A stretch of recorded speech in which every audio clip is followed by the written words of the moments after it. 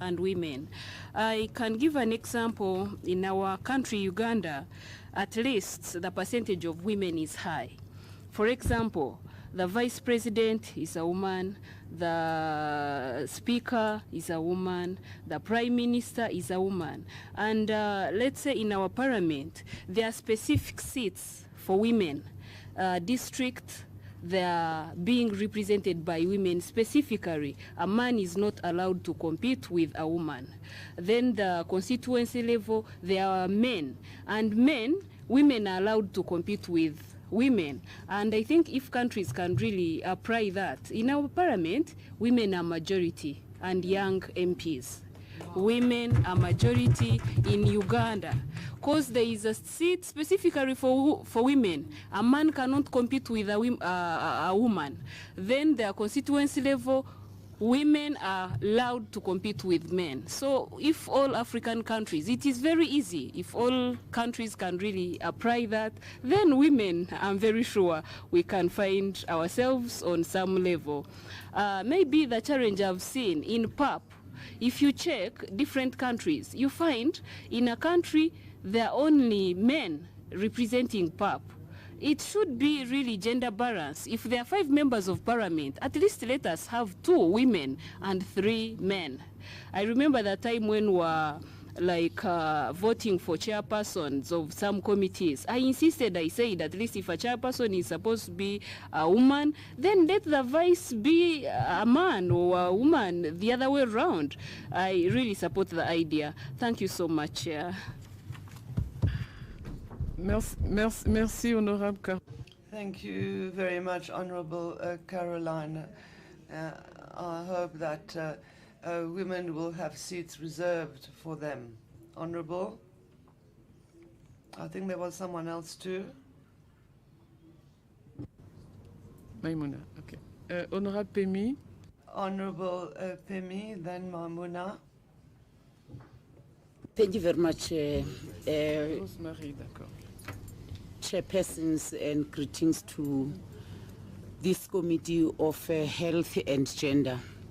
Chair, I don't want to get tempted and start giving a report about women representation in South Africa. I'll restrain myself from that. What I want to suggest, Chair, having appreciated the presentations here, when we were saying we want to rebuild, revigorate, refocus, re-energize PAP, let's start by giving a time frame to all of us as member states that we must account on gender representation in our own parliament. Bring that report in the joint committee here.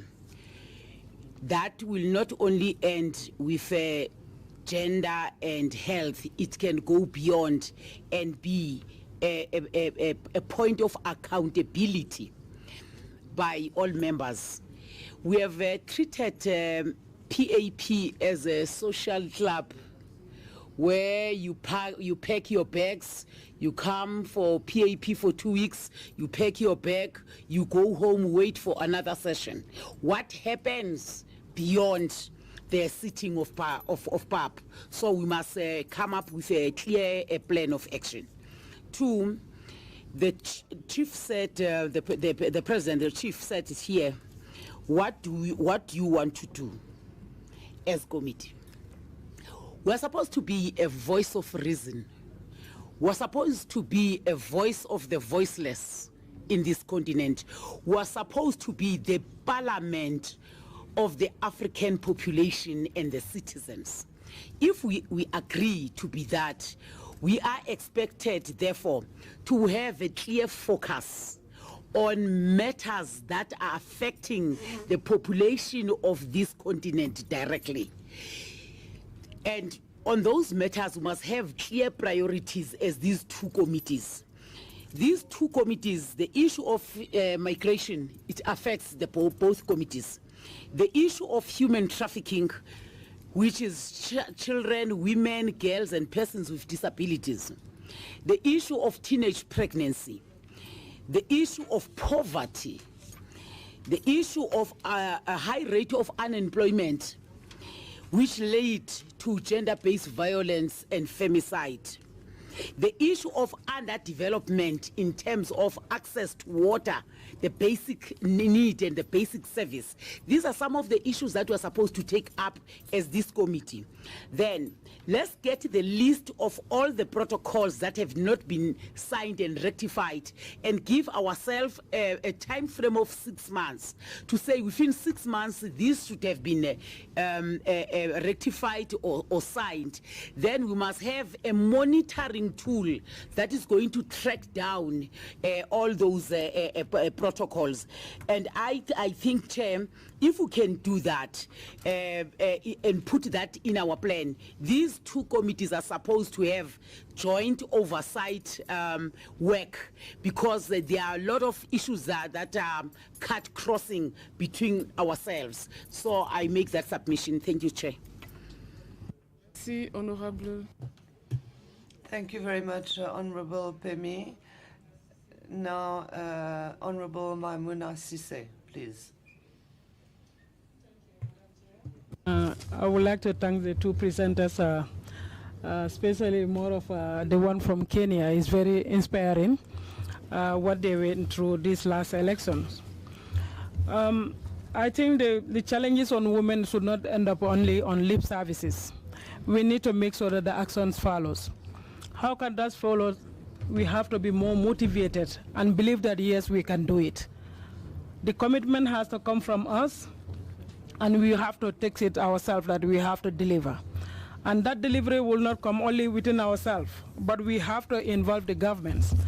I'll quote the example from my own country. Women are facing, politically, we are facing so many challenges. This last parliamentary election in my country, sometime about four months ago, we have 19 candidates, but both of them being elbowed by the male candidate, left with only 3 candidates were able to make it to the National Assembly. Based on that, the president has to decide on his mandatory of 5 nominated parliamentarians to be added, which I was privileged to be one of them, being nominated, and Honorable Fatmata Jawara, who one time served here as a member of Parliament of Pan-African Parliament. So we can have it also as a mandatory or guidance that every government should have a special seat in the Parliament for women representation, because women definitely, we have so many ambitions to be part of the decision-making body. But are we able to do it? Are we given chances? No, we are not. Some of these are the challenges will come in the bullies and the family separation. If you want to join politics, nobody any family member will not come across to be bullying or to be hearing some kind of a discriminated wording towards the family members because you want to join politics. So there should be a mechanism whereby every country should come up with a very strong law, try to defend the women's right. We can be part of the decision making, and anytime the women are in the leadership, they deliver perfectly. They are not working for failures. Women never like to be failed, and they never work for failure. So let's try to advocate to make sure that we have a strong mechanism to bang on it by every member country of the Pan-African Parliament to make sure they have a reserving seats for the women to be representing their fellow women in the Parliament. I think these are the suggestions I would like to add my first. Thank you. Microphone of the chair, please. Microphone of the chair, please. Microphone of the chair, please. I'd like to give the floor to Honorable Rosemary. Rosemary Bangura from Sierra Leone. I want to thank the presenters, Madam Matilda and Madam Caroline from Kenya, and also want to congratulate you for your just concluded elections, especially the parliamentary, where at least we've seen some increase. The slight increase means a lot for women emancipation. You know, just as our other presenter, Caroline, was saying, that the gender parity law that we need one that will broaden the public space, the economic space, and also laws that form barriers, that will break the barriers that underpin women empowerment in our society. Economic space is key towards gender empowerment. I am an MP. This is my second inning in the Parliament of Sierra Leone, and I know what it takes to become one in West Africa. You have to spend a lot of money. So we advise governments to provide that pause for women so that they too can be able to contest. Not that we don't have women. We have women. We have women that are willing to come out. But some of them don't have the capacity, not the educational one, but the financial might to undertake such a venture. So having an economic space will be a key.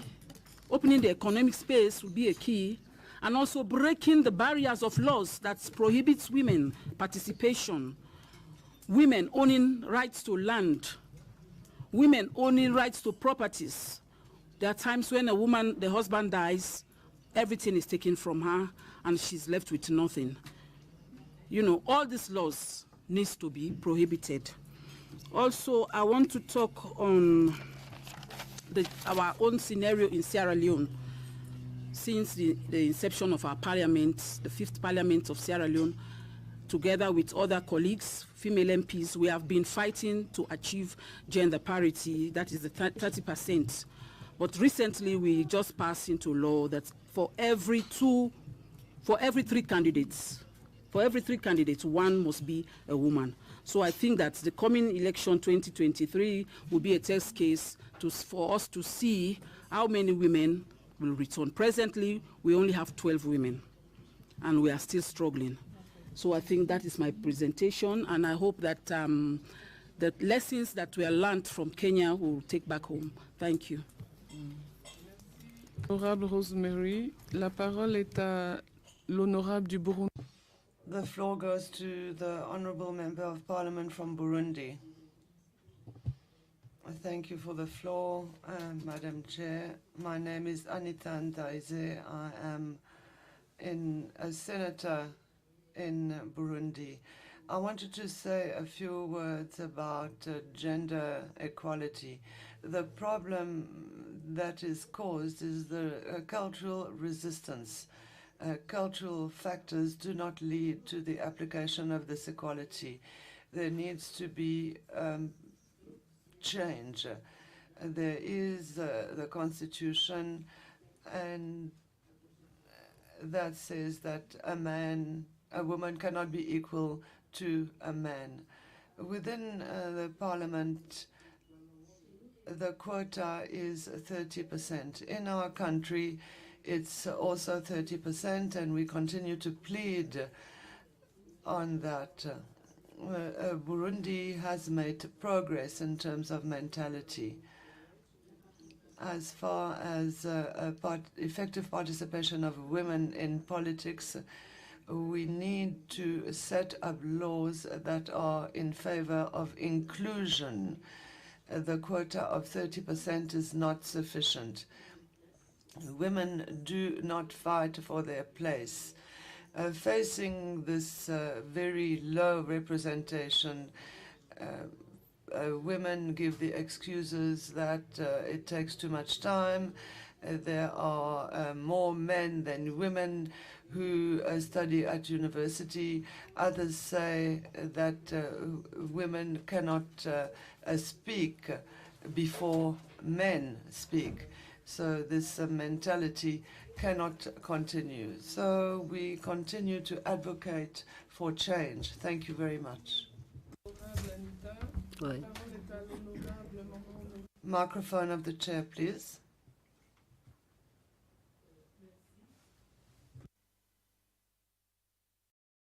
Microphone of the chair, please. Microphone of the chair, please. Or microphone of the speaker.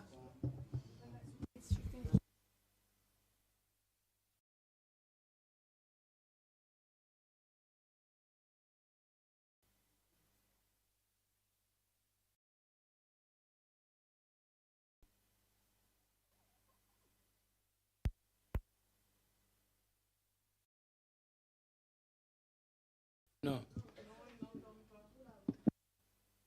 She should change the mic. Use another mic.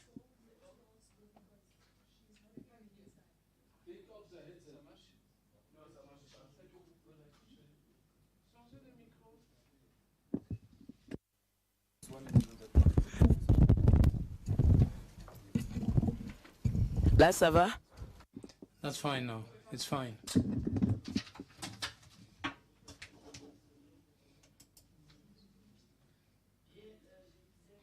I was saying that we congratulate the speakers and the chair of our committee for guiding our business and the efforts being made since we came over to the Parliament. We have the habit of identifying the problems that hinder women's presence in the various institutions. Early on, one girl from the University of Pretoria said that the number or the quota of girls is not sufficient for them to go all the way to university. So for me, in all these challenges, we have women as a major challenge as well. Well, I'm not going to go back to that. Some are scared, some are party to practices that are not good, including sorcery. And for them, politics is an issue that is supposed to be of interest to witchcraft and the likes.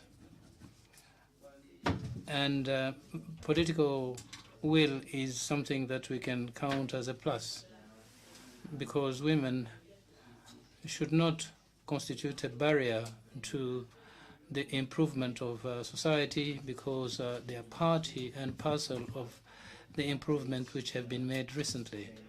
Where there is political will, there are a lot of things that may change.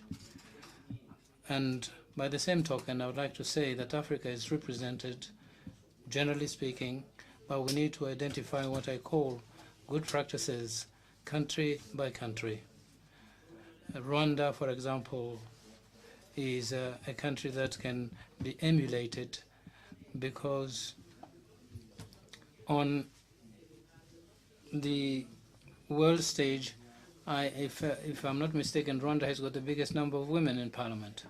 So these good practices can be identified so that in the model law on the equality that we are seeking, so that these good practices be transformed into laws that are enshrined in the various legal documents in our country. So we shouldn't really lower our head and be scared to speak.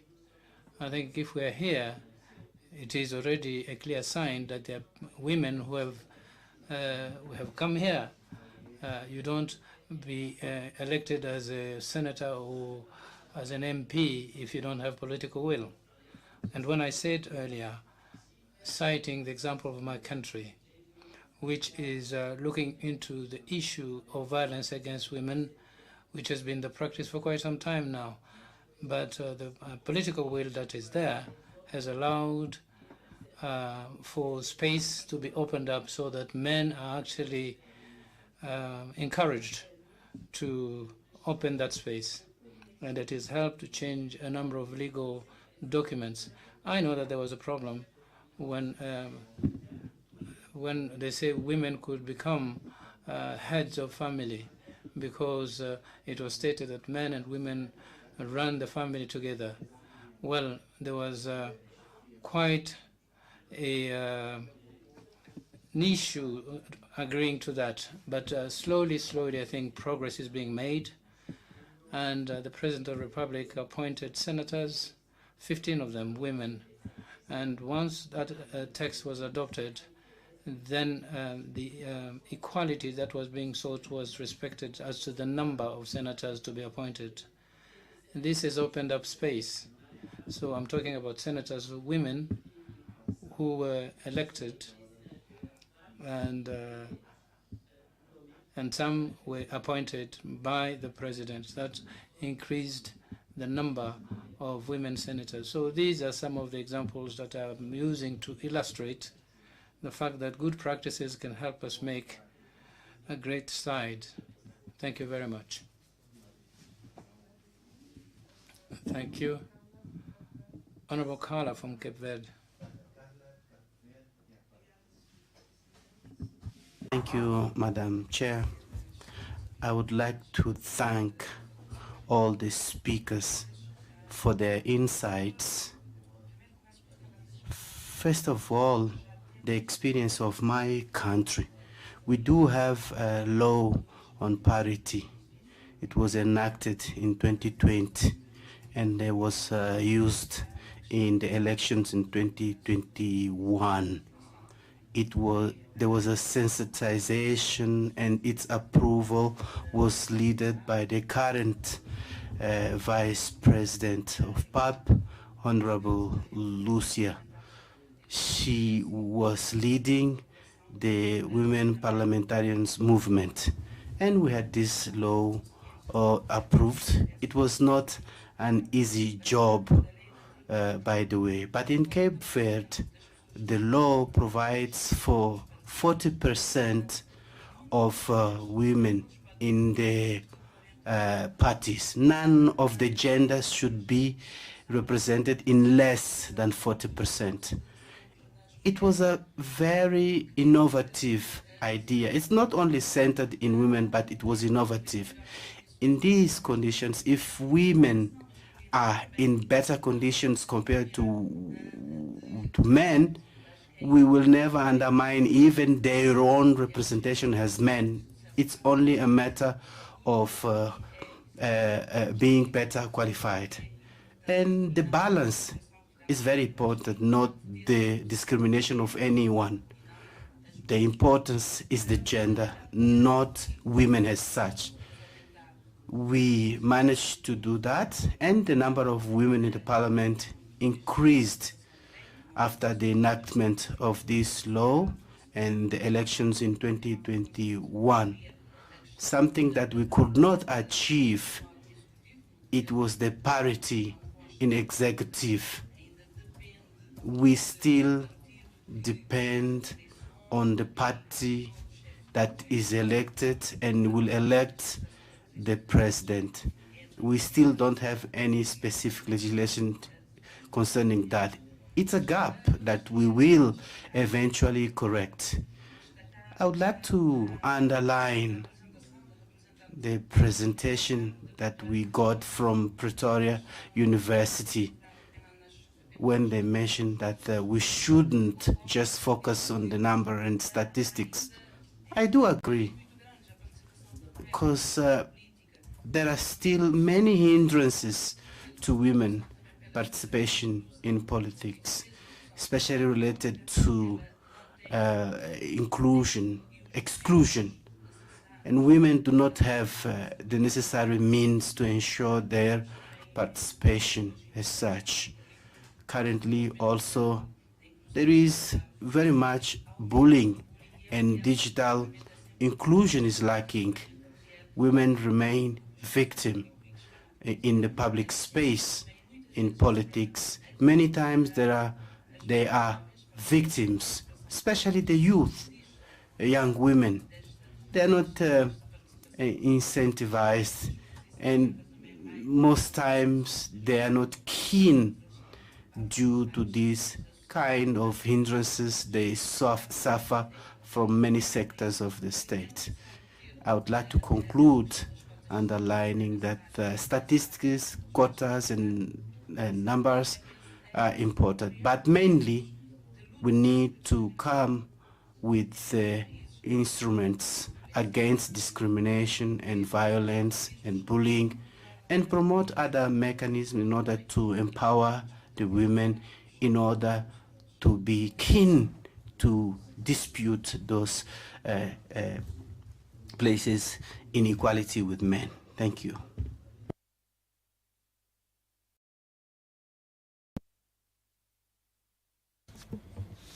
Merci.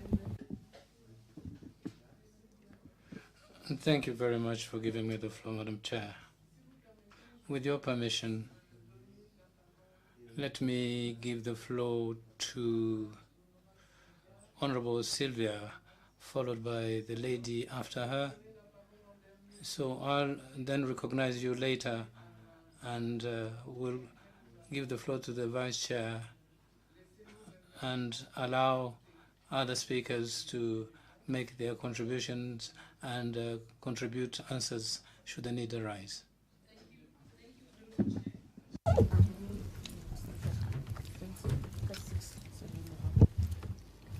Thank you, Honorable Chair. May I first congratulate the two ladies, Ms. Matilda and Ms. Caroline, for such a fantastic presentation. Thank you very much, ladies. It was an eye-opener, and want to thank you. Honorable Chair, I feel that women's political participation is a fundamental prerequisite for gender equality and genuine democracy. And it facilitates women's direct engagement in public decision-making and is a means of ensuring better accountability to women. You know, each time we speak about women with our challenges as women in political, it becomes it's a sad story when you think that women have so much challenges, you know, when it comes to political. I think one of them is that sometimes we women, we don't even believe in ourselves. We don't have that confidence. That's the way we were brought up, you know, that men are better than us. So we feel like we can't do it, you know. We have that low self-esteem as women. And one of my colleagues touched about a financial and economic challenge as women in politics. That's another barrier that is fundamental, which is a problem to women. And I wish our government can come forefront and help women to achieve that, because I think that's a huge barrier. Because now in politics we have to have money. And women, most of the women, they are not financially stable. They depend on their men, some of them. I think it's high time women, we stand up and take the challenge and believe in ourselves and believe that we can make it. It is possible, you know. And another thing is the culture, respect for cultural values and beliefs. For instance, in my country, let me say, when we're having like elections, women, when they speak in public, they've got to kneel, but men stand. That is our culture. So we can see that we are behind. There are so many things that are barriers in our lives, you know, as women. And I feel that women need to be capacitated and be motivated, that it is possible that we can make it. I just want to give an example in our culture, in our country, citing in our, like when we were having the elections, 95 constituencies, only 2 women were elected. Only 5%.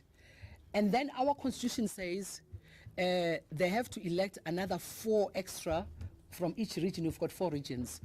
So now there are 6 in parliament. I can imagine, I mean, when my sister was talking here about that women, it looks like they are better when it comes to parliament. They have more women now. To me, I felt like I wish my country could hear this, because this is important. It's very, very important. But otherwise, ladies, let's stand up. Let's believe in ourselves. We can make it. It is possible. I thank you.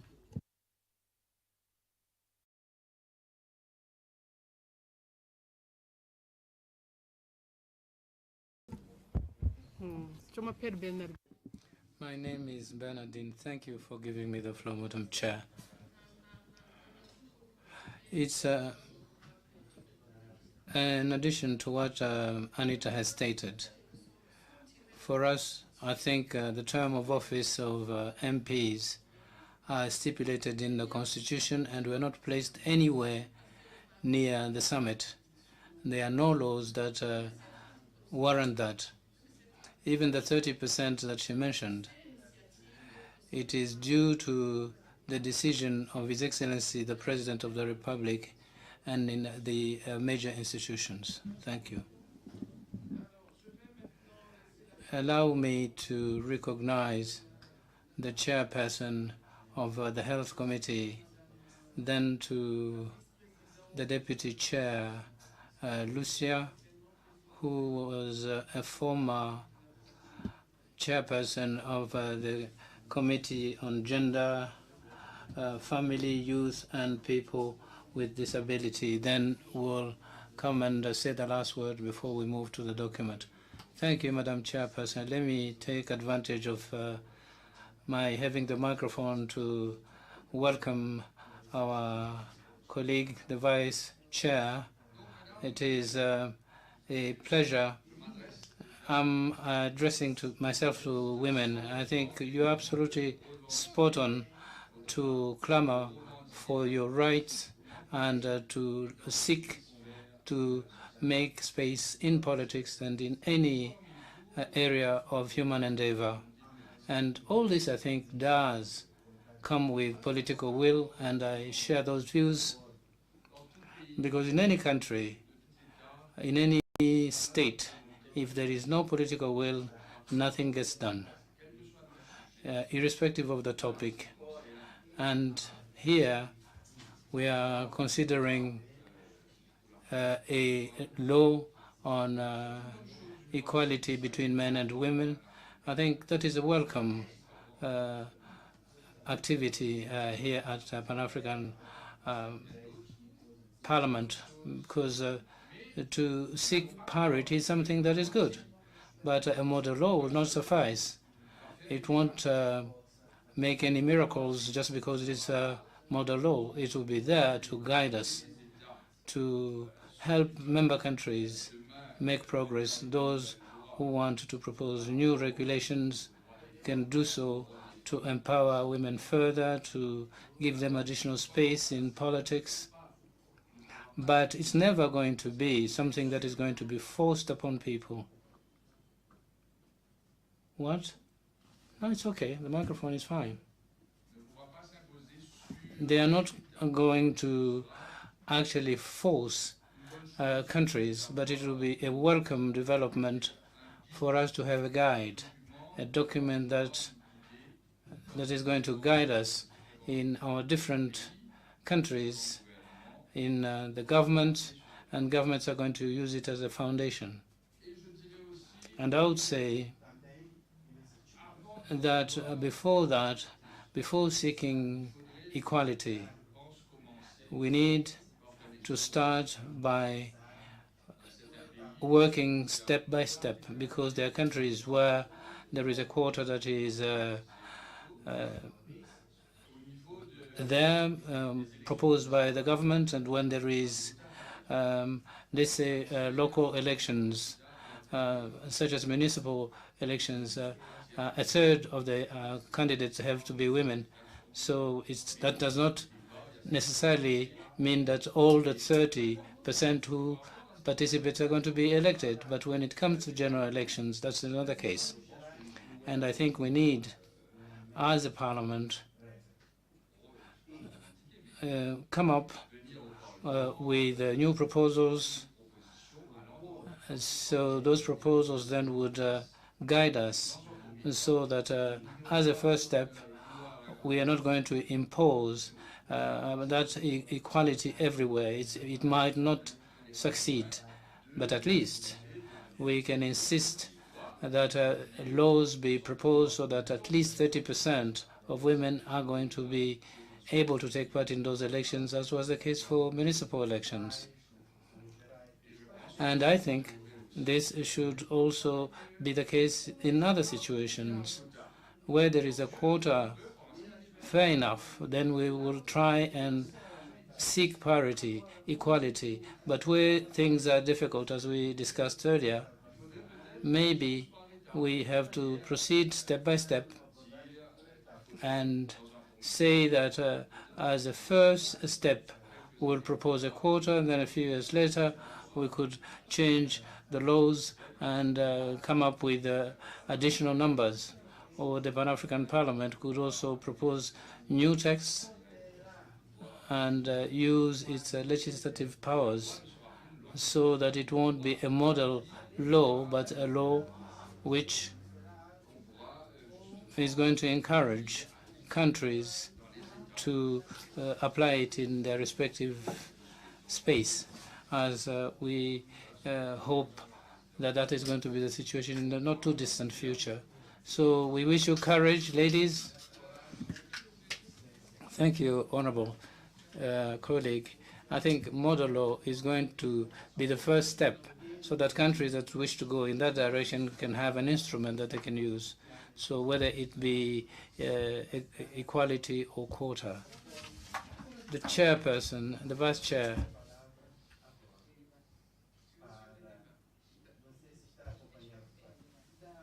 Ok, il faut chauffer les débats alors.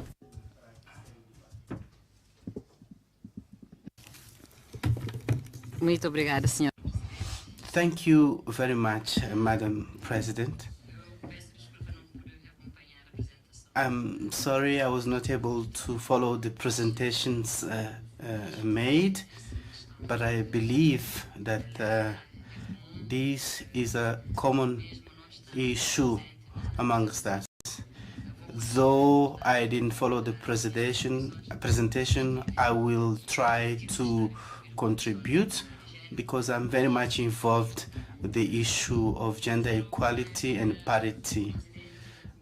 My colleague, the president of the gender committee, well, it's easy for men to talk about quotas other than parity, because parity is qualitative.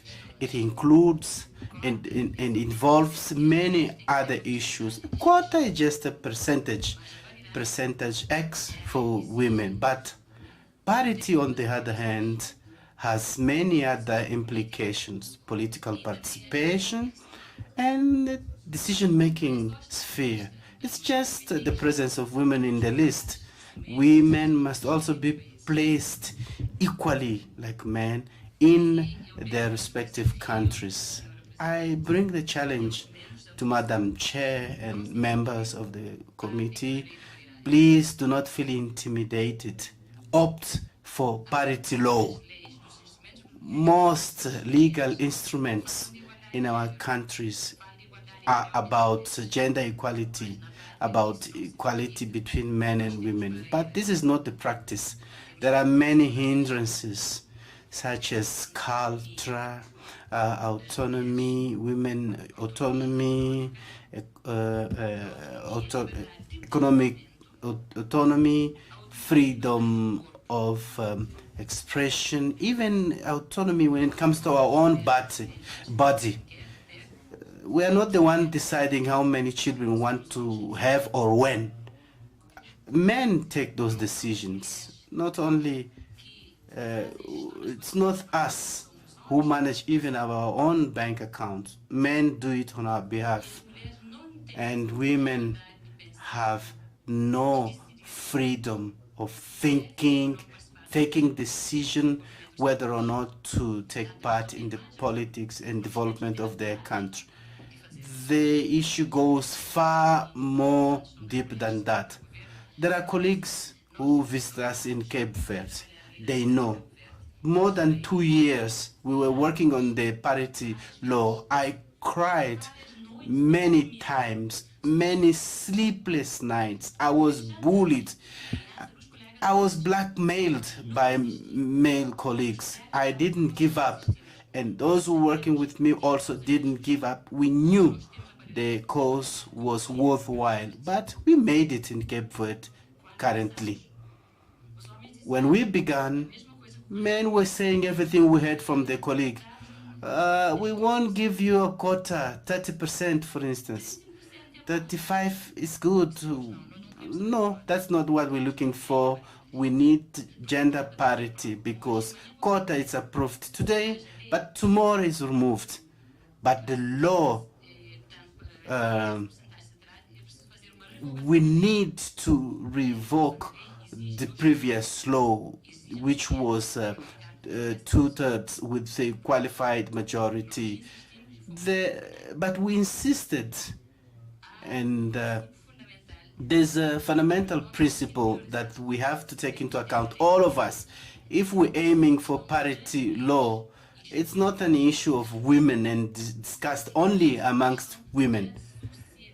It's an issue that involves this entire society, men, women, youth, civil society, political parties, women associations, churches, community leaders, universities.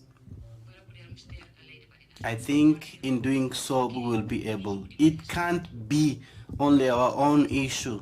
I don't think it's going to work that way. Because it's social justice. In order to replace social justice by parity law, regardless of gender, men or women. That's why our law provides a 40% minimum and a maximum of 60%, regardless of gender, men or women.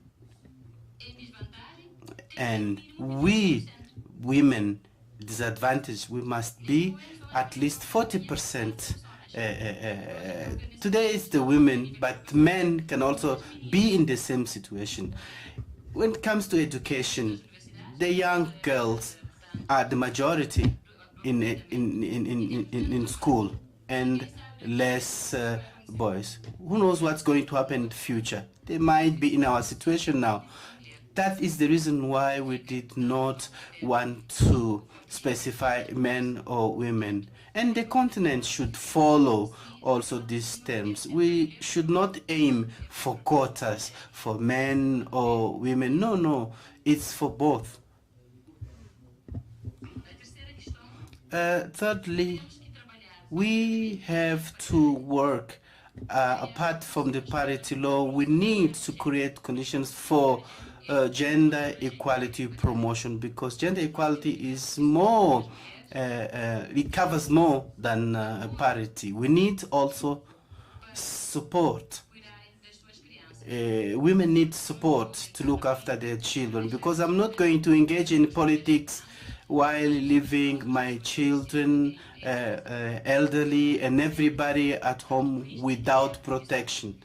The country needs to establish conditions. In Cape Verde, we do have a plan for that. There is a new professional category for those people who look after our homes, at home, in kindergarten, school, looking after the elderly, so that women have enough time to engage effectively in politics.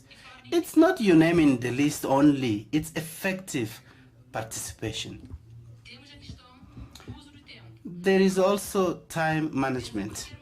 I believe that any one of us in this room, we also have other responsibilities. For instance, when we come home, we need to make sure that food is ready, the children have been looked after, they took shower, they are clean, the clothes for my husband are ready for tomorrow, everything. But the husband is just relax and sit and watch the television.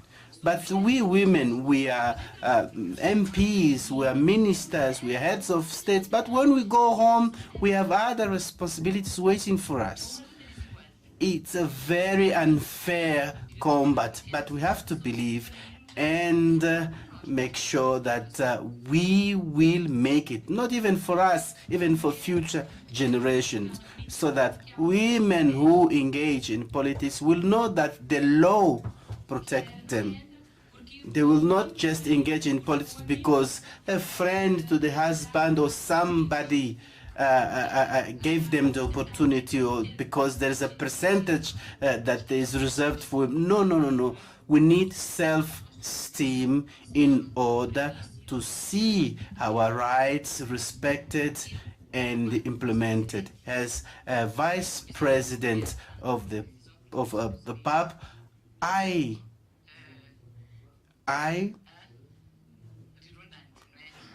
support, although it's repetitive, I do support this course. Please count on me. University of Pretoria also, please, let's work together. You can count on us. This is our struggle, us all, not only for us. We are fighting to replace social justice by eliminating all barriers that hinders women from participating in the political life and space.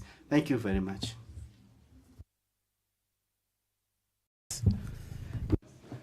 Thank you very much, Vice Chair.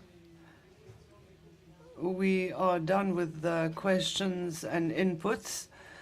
Before I give the floor to the presenters for their response, I would just like to raise two discussion points. And the first one is that we really highlighted political will, and I wanted to say that political will doesn't happen just like that.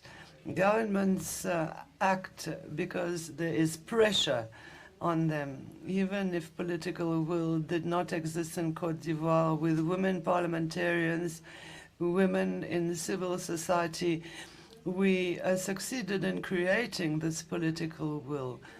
When there were nominations, we always used to say, don't forget women. As parliamentarians and with members of the civil society organizations, it's very important to do that. We all spoke about funding of political campaigns for women, etc. I would like us to be a tad realistic, because our governments can create space for women and say, okay, we're going to nominate a certain number of women, but very few women will have funding for their campaigns. So we need to have imagination. We need to find out how to help women to fund their campaigns. Often we rely on international institutions.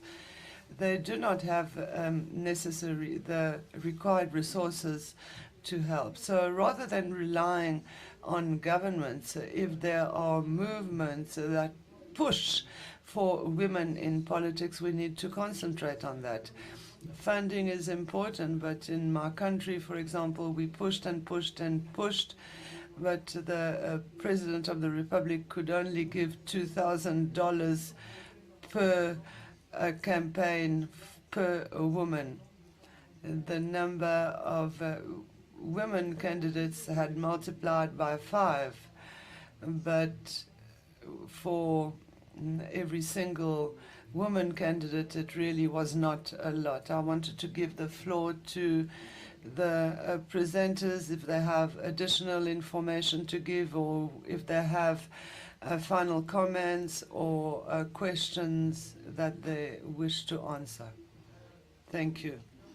And the Vice Chair wanted to add something. And just to say that we need to work on training.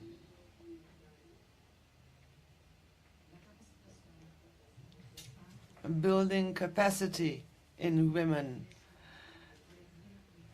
so that they become political leaders. It's fundamental. If we don't do that, we will not have true leaders. We will not have women who are leaders. So we need to insist on that capacity building and training. Thank you. Thank you.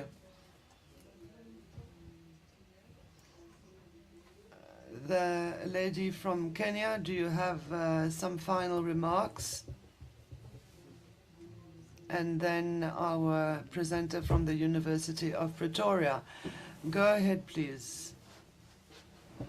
Much, Honorable Chair.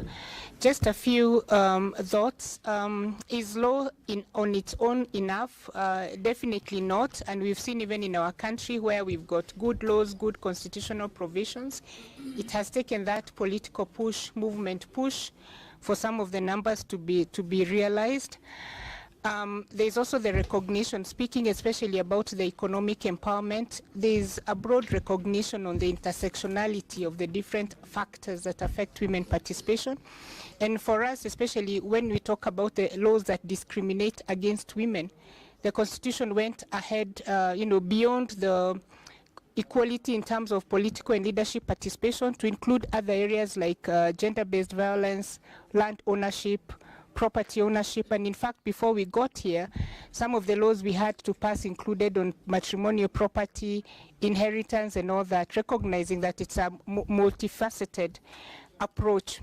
In terms of the spiral effect of women in leadership, especially borrowing from the Ugandan experience, yes, and in these elections we have seen that the high number of women as deputy presidential candidates seems to also have given a bit more of confidence to elect women in the other positions. As it is now with the two political parties, you are aware that we are currently in the Supreme Court. But whatever the outcome of the Supreme Court, we'll either have a first female deputy president or hopefully a 50-50 cabinet, because that's what the other team has promised. In terms of the cost of politics, and again on the economic empowerment, yes, recognize that other interventions. In Kenya, there's the AGPO, which 30% allocation of all government processes and tenders to women, youth, and persons with disability, again aiming at improving the economic empowerment of women. So again, that multifaceted approach of issues. And then finally, let me say, especially just concluding on the issue of capacity building. Yes, there is capacity building, but as women leaders, but also as civil society organizations, there is need to be very deliberate about this capacity building. We've seen the challenge where women are trained, especially women in politics, the last year of the election cycle. That's when development partners put money. And what this does is that it takes away the women from political campaign. So when they're in the classrooms and in workshops, the men are campaigning, and by the time they get out with the best skills, the men have already made progress with the people on the ground, as we would want to say, in the country. So even as we are thinking about capacity building, let us be deliberate about it, and also let us support those that vie for office are not successful, if we are to create a critical mass of women that are ready and running for office. Thank you very much for the consideration, and we hope to continue working on this and advancing the women's meaningful women's political participation agenda. Thank you very much.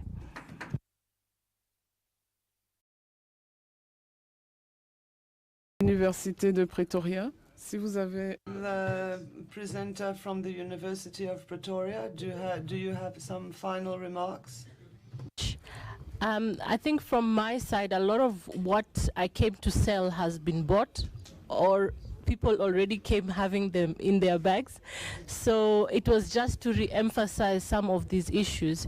And I'm glad that the Vice President has also brought back the question of really just a contextual analysis of what are the challenges that women are experiencing in our specific countries, and looking to address those. So far as we want to use the law as a tool to change society, essentially, we want to use the law to turn society upside its head. It has to be very deliberate. It's easy for us to pull provisions from here and there, but if we don't consciously reflect about what is it that prohibits an average woman in our spaces from engaging in decision-making processes, then we'll miss the target. So that is perhaps just calling for a very contextual and deliberate move for us to include women's perspective in what we include in a model law.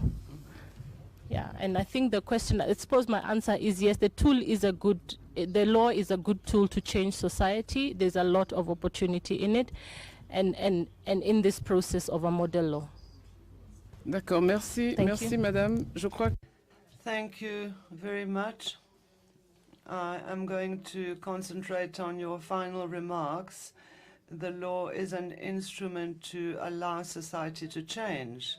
Having said this, I would like to ask you, well, I think this has been distributed to everyone, and that is the resolution on the drafting of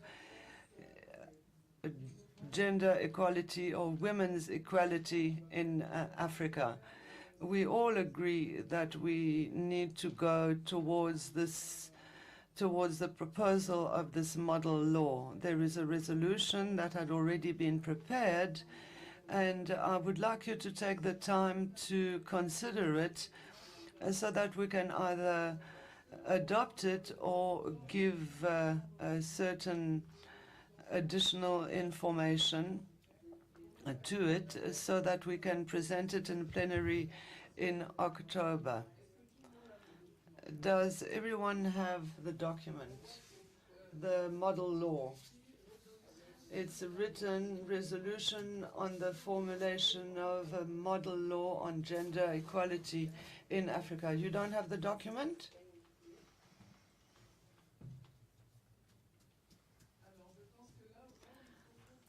I think that where we need to focus is the 4 last paragraphs, where it says that the committee decides as follows.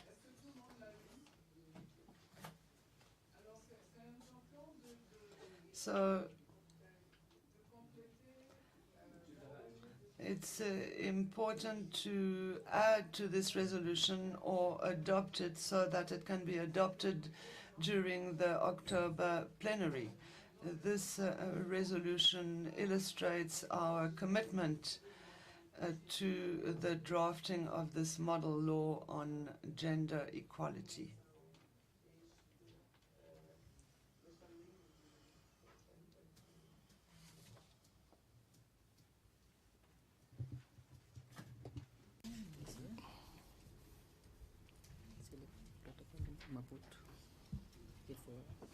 Oui, c'est le protocole à la charte de Maputo à la charte africaine. Yes, it's the Maputo protocol that is referred to here.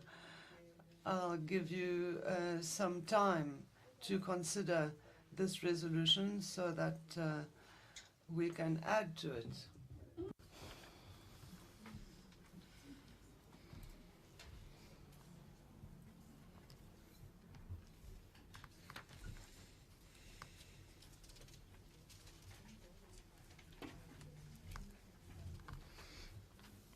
On peut la reprendre ensemble. La page 1. May we consider it together? Page 1. Considering Article 7 of the Constitutive Act of the African Union establishing the Pan-African Parliament to ensure the full participation of the African people in the development and economic integration of the continent. There's nothing to change here, I think. Second paragraph, considering also Article 3 of the Protocol to the Treaty establishing the African Economic Community relating to the Pan-African Parliament and Rule 4A of the Rules of Procedure of the Pan-African Parliament, which empower the Pan-African Parliament to facilitate regional cooperation, development and promotion of collective self-reliance and economic recovery, as well as the implementation of the policies, objectives, and programs of the African Union. Any comments on this paragraph? No comments. Let's go to paragraph 3. Considering also Article 11.3 of the PAP Protocol and Rule 4, subparagraph 1D and E of the Pan-African Parliament Rules of Procedure, which empowers the Pan-African Parliament to work towards the harmonization or coordination of the laws of African Union member states. No comments? Fourth paragraph, considering further Article 2 of the African Charter on Human and People's Rights, which enshrines the principle of non-discrimination on the grounds of race, ethnic group, color, and social group. Comments? No? Next paragraph, recalling the adoption of the protocol to the African Charter on Human and People's Rights on the rights of women in Africa in July 2003 by the second ordinary session of the Assembly of Heads of State and Government of the African Union held in Maputo, Mozambique. Noting that women continue to face discrimination and other barriers that restrict them from fully participating in social, political, and economic life on an equal basis with men. Comments? Yes? Go ahead, please.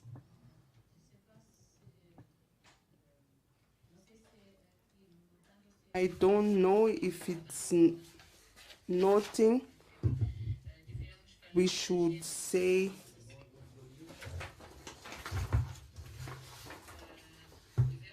we need to talk about Gender 2663 from African Union.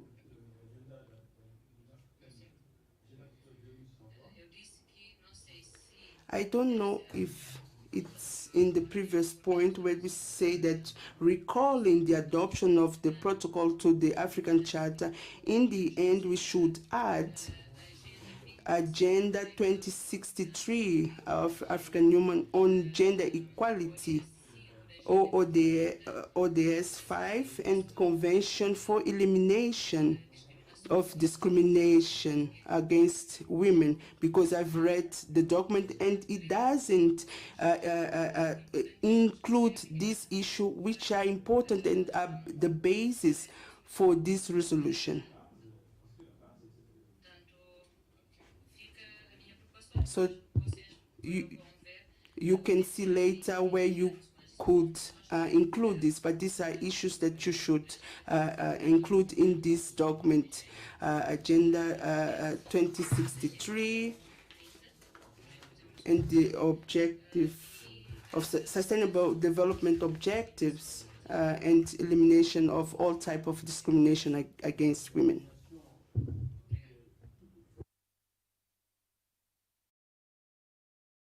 Je pense que le secrétariat va en tenir compte, avoir un alinéa. Alors, la suggestion de l'honorable Lucia, c'est qu'il y ait un référencement sur l'agenda 2063 et sur aussi le traité sur l'élimination de toute forme de... And also on the treaty concerning the elimination of violence against women. The Sustainable Development 5, Sustainable Development Objectives. The agenda exists, but there are other elements. There are the Sustainable Development Goals, number 5. All states are committed to that. And so I believe that the Secretariat will find those various elements and take note of them. We were on acknowledging, yes? If it's something to add, or is it on a particular or specific point here? Microphone of the speaker, please. Microphone of the speaker, please.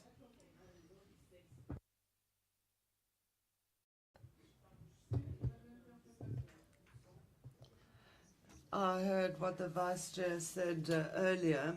I was saying that in the last paragraph of the first page, did we not forget on the grounds of race,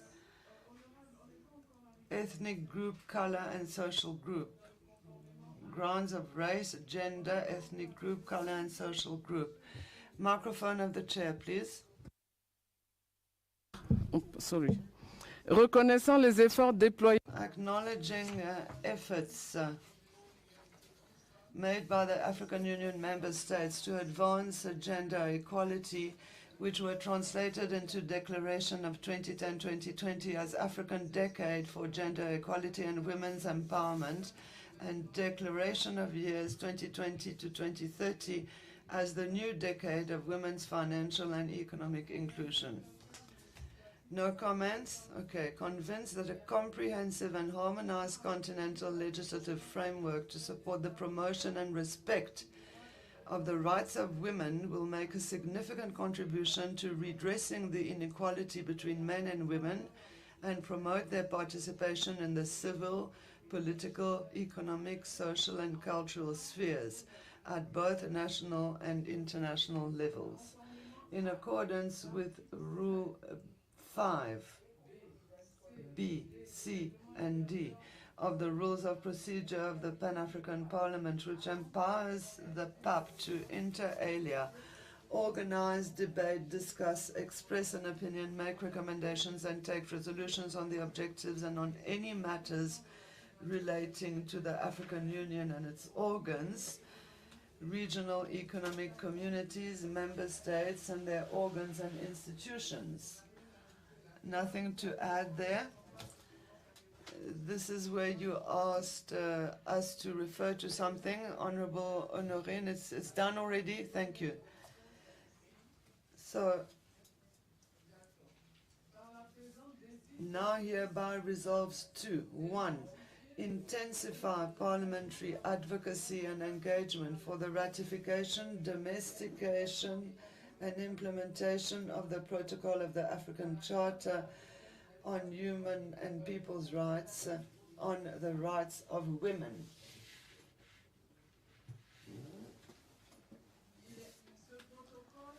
This protocol is already in force because 42 states have signed it, but it would be good for all states to sign it. 2. Strengthen the collaboration and exchanges among regional and national parliamentary bodies with a view to enhancing the capacity of parliamentarians to monitor and integrate gender equality in all public policy and program areas, as well as budget and lawmaking. We agree on that. 3. There is a grammatical error in French. Formulate a model law on gender parity in Africa through the Committee on Gender, Family, Youth, and People with Disabilities as a means to fast-track the harmonized implementation of the new Women's Decade on the continent. 4. Mandate the Committee on Gender, Family, Gender Equality, Family, Youth, and People with Disabilities to work with all technical partners and all relevant institutional stakeholders, including civil society organizations, in the formulation of the proposed model law on gender parity.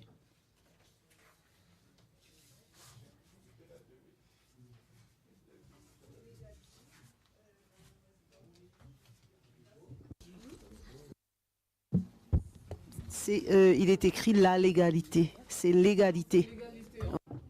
There's a typing error in the French version.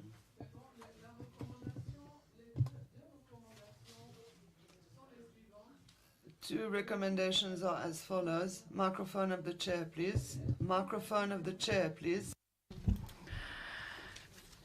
La résolution dit la nécessité. The resolution mentions the necessity of a model law on gender parity and mandates the committee to draft this modern law. Those are the two fundamental elements of the resolution. Do we agree on that?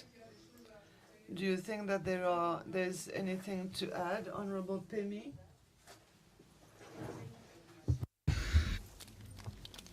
Thank you very much, Chair.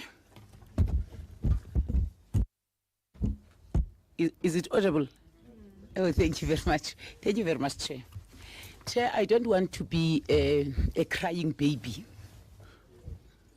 but it cannot be right that we get documents now and we are supposed to adopt everything when we get documents now. It cannot be right. We want to endorse something that we have looked at, analyzed it. For instance, on page 1, on considering further Article 2 of the African Charter on Human and People's Rights. If we are to really emphasize on this, we should do what the honourable member that side was suggesting. Before the social group, we should have added that the principle of non-discrimination on the ground of race, that is 1, ethnic group, that is 2, color, that is 3, gender, because unless you emphasize on gender, we're gonna miss the point. So I hereby am moving that we must add gender there.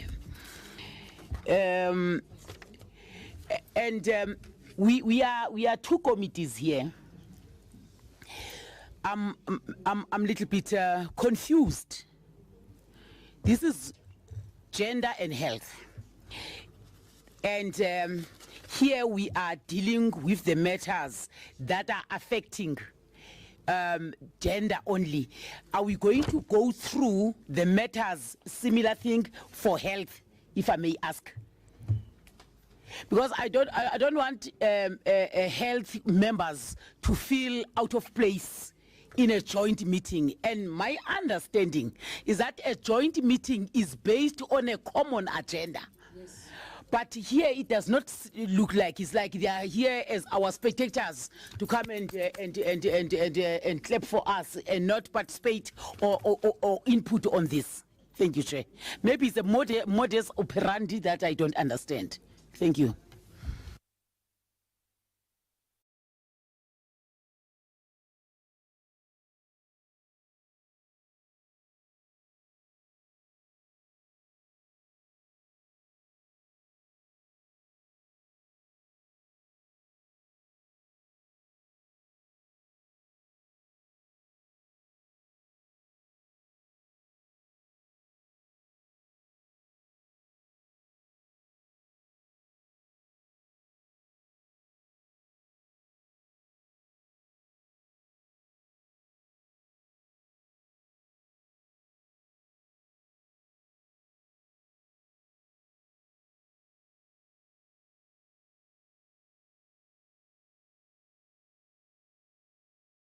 Session was concentrated or focused on women's empowerment through the model law. That was the objective. But to the extent where we are used to working with the Committee on Health, Social Affairs and Labour, that is why it seemed important that they come to support us on that matter. It is a subject of interest for them, but secondary, whereas it is primary for us. But let me go back to your first proposal. I have already discussed it with the chair of the Committee on Health to see if these 2 committees can come up with joint priorities. That will mean joint work, because if I understand correctly, even statutory meetings of committees are held together.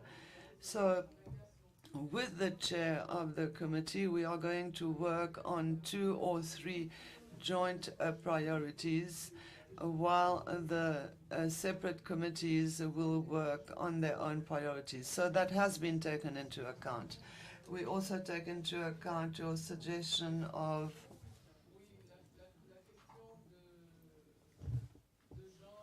adding the issue of gender discrimination, etc. Peut-être on a reçu. I also recognize that we received documents rather late. But my understanding is that this is something that had already begun and which was not taken to the very end because of COVID. So we've come back to it to consolidate and finalize what was done earlier. I do appreciate that we had a long day and we're all tired. But I will ask the committee to continue working on this model law. So if we agree with the proposal, subject to the additions and comments of the members, we can then say, hey, hey. So Claire is going to come up with a resolution that is succinct and complete, but it would only be adopted in October. So between now and then, we'll keep you posted on progress. I wanted to end by stating that it is important that we remember that this model law and the various discussions we had today, the model law which is going to be prepared would have to integrate good practices that exist already in some African countries so that it can facilitate its adoption. I think that we've come to a close of our business today. We're all exhausted. The subcommittee tasked with dealing with people, or rather the ratification of the protocol on people living with disabilities. I think we would give ourselves time.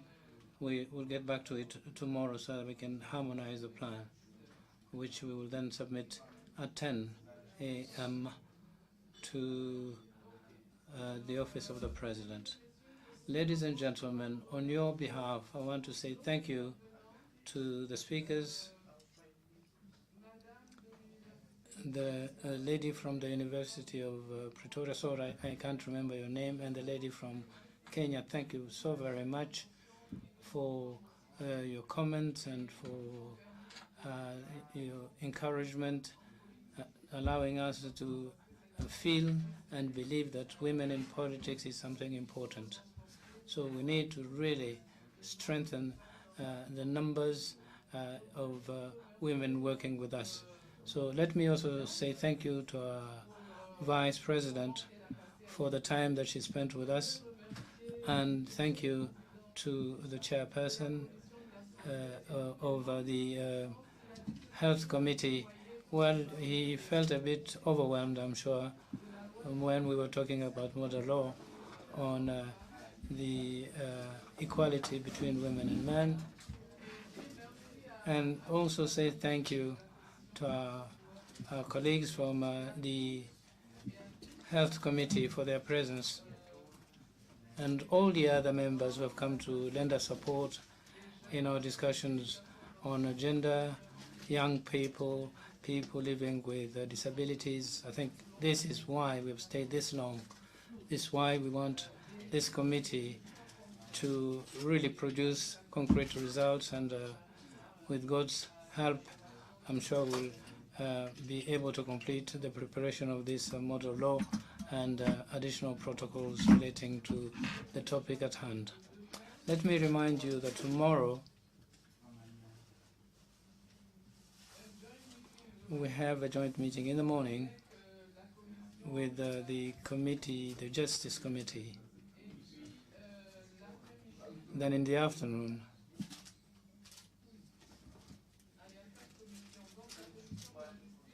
Justice, Rules Committee, Gender and Health. And in the afternoon, we'll have a meeting at 2 p.m. in room 1, where we were yesterday. So I just want to remind you that tomorrow morning, the members of the subcommittee are going to meet here at 9 to finalize the plan, which is going to be submitted to the Pub Bureau at 10:30.